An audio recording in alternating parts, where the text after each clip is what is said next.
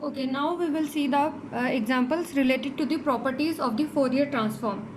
First example is function given है या आप इसको सिग्नल भी बोल सकते हैं that exponential divided by A square plus X square. अब हमने यहाँ पे क्या करना है, इस फंक्शन का जो है फोरियर ट्रांसफॉर्म कैलकुलेट करना है। तो अब यहाँ से देखें आपको क्या पता चल रहा है कि एक्सपोनेंशियल टर्म है और साथ में कोई फंक्शन है।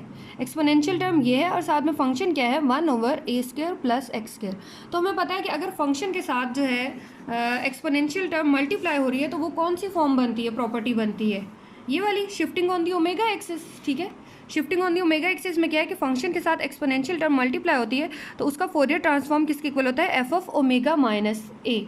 यानी पहले आपने क्या करना है, एफ ऑफ ओमेगा कैलकुलेट करना है, देन जितने यूनिट यहाँ ए की वैल्यू उतने यूनिट उसको शिफ्ट कर देना है। तो अब इस केस में हमें यहाँ पे क्या कैलकुलेट करना है, फर्स्ट हमें पता होना चाहिए कि Fourier transform of 1/a² plus X square क्या होता है। ठीक है, क्योंकि अगर हम इसका फोरियर हमें मालूम होगा तो हम क्या करेंगे, एक्सपोनेंशियल साथ में टर्म मल्टीप्लाई हो रही है तो F of omega minus B कर देंगे इधर से।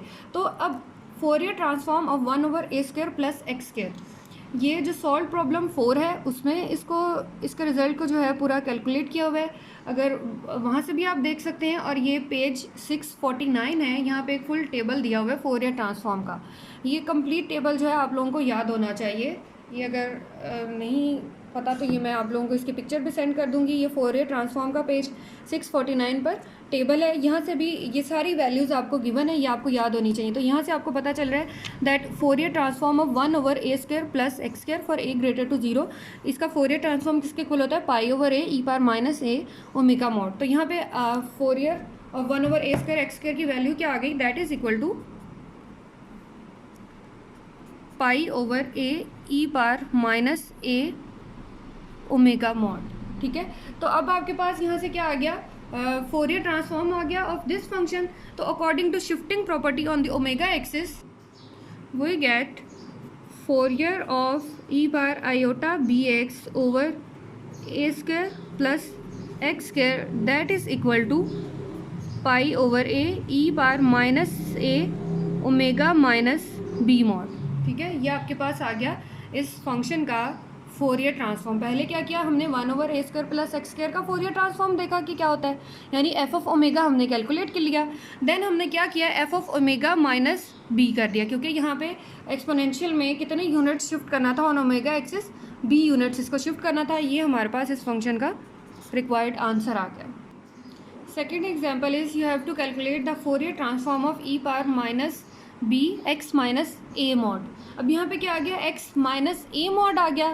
तो अब हमें पता है कि shifting on the X axis में क्या है, F of x minus A करते थे। अगर आप यहाँ से देखें, एफ ऑफ एक्स का Fourier transform equal to F of omega, then f of x minus a का फोरियर ट्रांसफॉर्म किसके इक्वल था, e power minus iota a x f of omega.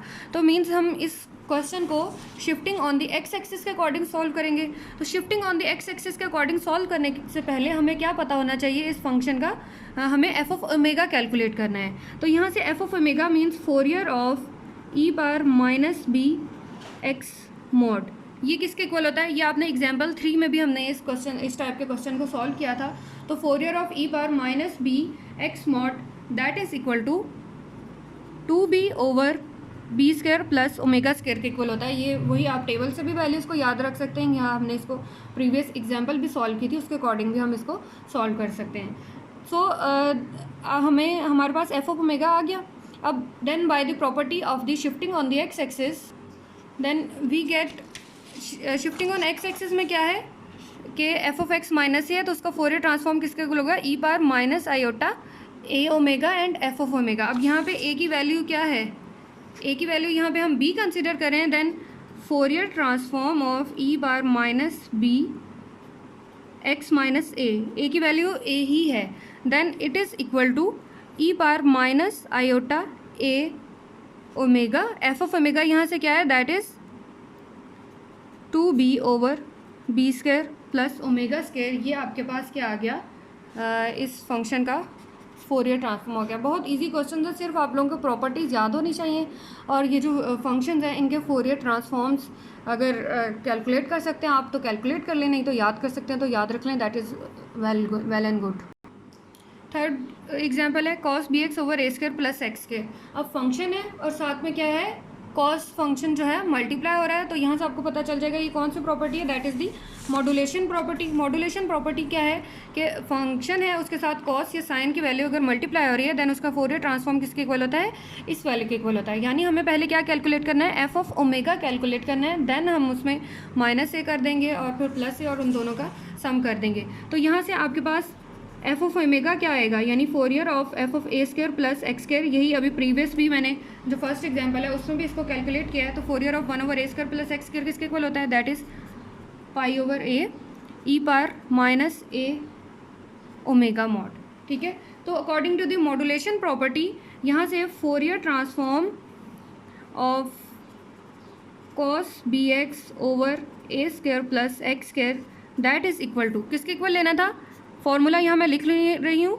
1/2 F of omega minus A plus f of omega minus a. ठीक है, तो अब यहाँ पे ए की वैल्यू क्या है, दैट इज़ बी है। कॉस ए एक्स के अकॉर्डिंग हम लेते थे, तो आप यहाँ पे बी कर दो, b f of omega minus b. तो यहाँ से क्या आ गया 1/2 एफ ऑफ ओमेगा हम कैलकुलेट कर चुके हैं, दैट इज़ पाई/2 ई पावर माइनस ए ओमेगा मॉड। तो ओमेगा माइनस बी कर दो यहाँ पे। ठीक है, तो ये आ गया पाई ओवर ए, तो हर टर्म के साथ कांस्टेंट आ जाएगा, तो इसको अगर मैं सेपरेट कॉमन ले लूँ pi over a, then e power minus A omega minus B mod plus e power minus A omega minus B mod.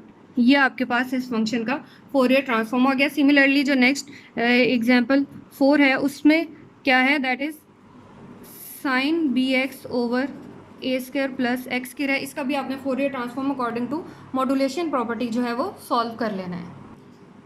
Fourier transform की प्रॉपर्टी से रिलेटेड जो हमारे पास सॉल्व प्रॉब्लम है उसमें प्रॉब्लम 10 एंड प्रॉब्लम 11 ये property से related है, ये प्रॉब्लम्स भी आपने कर लेने हैं। Okay, thank you so much.